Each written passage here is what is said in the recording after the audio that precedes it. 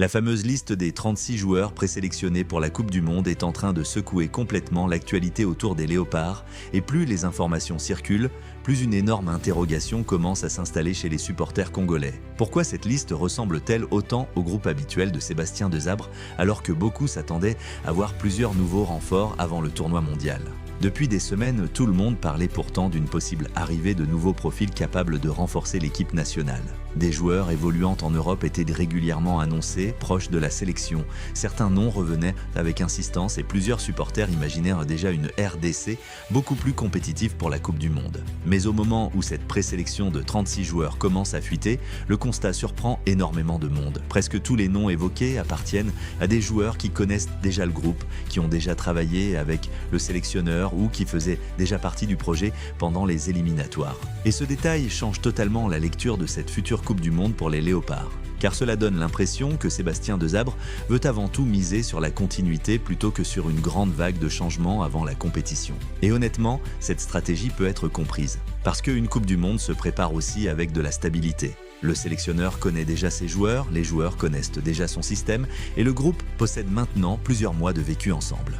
Pendant les éliminatoires, cette équipe a appris à gérer des matchs sous pression, des déplacements difficiles et des rencontres très tendues. Ce noyau a réussi à décrocher la qualification et il existe probablement une volonté de préserver cette cohésion jusqu'au tournoi mondial. Mais malgré cette logique, les doutes restent énormes autour de cette liste. Et ces inquiétudes viennent surtout des performances récentes de l'équipe nationale. Car même si la RDC a montré des progrès dans certains secteurs, plusieurs limites sont encore apparues lors des derniers matchs. Défensivement, l'équipe semble beaucoup plus organisée qu'avant. On sent davantage de discipline tactique, une meilleure concentration et une structure plus solide dans les moments compliqués. Mais offensivement, les mêmes problèmes reviennent souvent. La sélection manque parfois d'efficacité devant le but, certaines actions offensives deviennent prévisibles et l'équipe éprouve encore des difficultés à faire la différence face à des blocs bien organisés. C'est exactement pour cela que beaucoup de supporters espéraient l'arrivée de nouveaux profils offensifs avant la Coupe du Monde, parce qu'à ce niveau, les matchs se jouent bien souvent sur très peu de choses. Une seule occasion peut changer toute une rencontre. Et face aux grandes nations mondiales, les espaces seront encore plus réduits, les erreurs encore moins pardonnées et le niveau général beaucoup plus élevé. C'est donc ici que la grande peur des supporters commence réellement. La RDC possède-t-elle suffisamment d'armes offensives pour rivaliser avec des sélections beaucoup plus expérimentées ? Et ce qui rend cette situation encore plus intéressante, c'est que plusieurs joueurs considérés comme de possibles nouveautés ne sont pas vraiment vus comme des nouveaux par le staff technique. Certains avaient déjà été convoqués auparavant, d'autres avaient déjà participé à des stages ou travaillé avec le groupe sans forcément jouer officiellement. Cela montre que le sélectionneur préfère clairement miser sur des joueurs déjà intégrés dans son projet plutôt que de prendre le risque de chambouler l'équilibre collectif juste avant une compétition aussi importante. Et quelque part, ce choix révèle peut-être la véritable philosophie de Sébastien Desabre. Le sélectionneur semble vouloir construire une équipe basée avant tout sur la confiance, la discipline et la continuité. Il paraît également vouloir récompenser les joueurs qui ont participé au parcours de qualification. Pour lui, ce groupe a gagné le droit de défendre les couleurs du pays à la Coupe du Monde après tous les efforts fournis pendant les éliminatoires.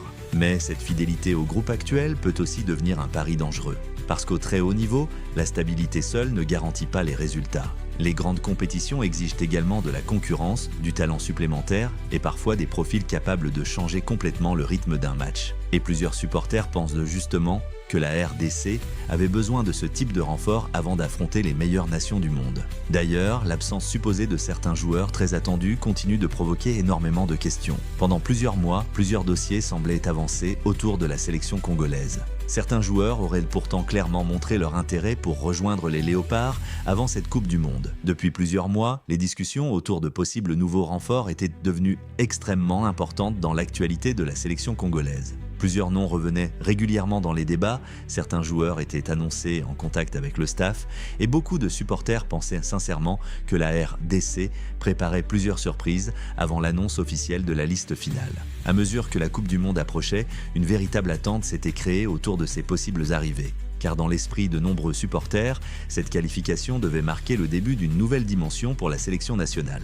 Beaucoup imaginaient une équipe renforcée par des profils capables d'apporter plus d'impact offensif, plus de créativité et surtout davantage d'expérience du très haut niveau européen. Mais au moment où cette fameuse liste des 36 commence à circuler, une réalité totalement différente semble apparaître. Presque aucun grand renfort inattendu ne ressort réellement de cette présélection. Et forcément, cela déclenche énormément de questions autour des véritables intentions du staff technique. Certains commencent immédiatement à penser à un problème administratif. Parce qu'il faut le rappeler, plusieurs joueurs susceptibles de rejoindre la RDC devaient encore régler certaines démarches liées à leur nationalité sportive.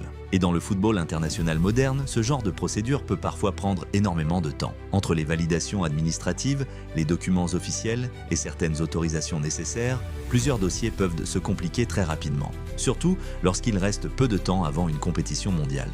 Alors, certains supporters pensent que plusieurs profils suivis par la sélection n'ont tout simplement pas pu finaliser leur situation à temps pour être intégrés avant cette Coupe du Monde, mais ce n'est pas la seule hypothèse qui circule actuellement. Une autre idée revient également avec beaucoup d'insistance. Et si Sébastien Desabre avait tout simplement décidé de ne pas bouleverser son groupe avant le tournoi? Car lorsqu'on analyse la logique de cette présélection, on remarque une chose très claire. Le sélectionneur semble vouloir protéger au maximum l'équilibre du vestiaire. La majorité des joueurs présents dans cette liste connaissent déjà parfaitement le système du staff. Ils ont vécu ensemble les éliminatoires, les déplacements compliqués, les matchs sous pression et les moments difficiles de cette campagne de qualification. Ce groupe possède déjà des automatismes, une certaine cohésion et surtout une relation humaine construite depuis plusieurs mois. Et dans une compétition aussi courte et aussi intense qu'une Coupe du Monde, cet aspect peut devenir extrêmement important. Parce que, au très haut niveau, une équipe soudée peut parfois compenser certaines limites techniques grâce à sa solidarité et à son organisation collective.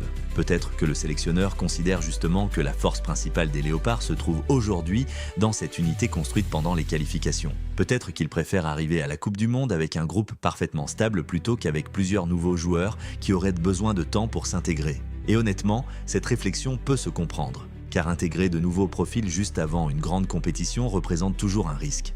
Même lorsqu'un joueur possède énormément de talent, il doit encore comprendre le système tactique, apprendre à jouer avec ses nouveaux coéquipiers et surtout trouver sa place dans le vestiaire. Or, la RDC ne semble pas vouloir perdre du temps dans ce type d'adaptation à quelques semaines seulement du tournoi mondial. Mais malgré cela, les interrogations continuent de grandir chez les supporters. Parce qu'une autre réalité existe également.